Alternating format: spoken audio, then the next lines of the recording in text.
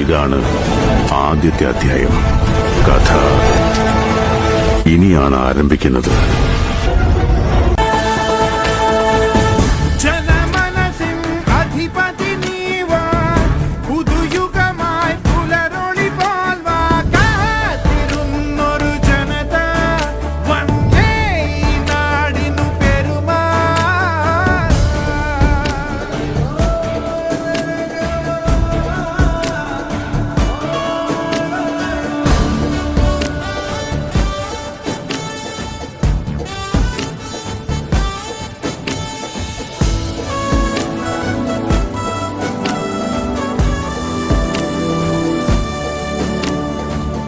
പതിരും മലരും കതിരും തിരിയും നാളെ നാടിനാഥൻ കൂടെ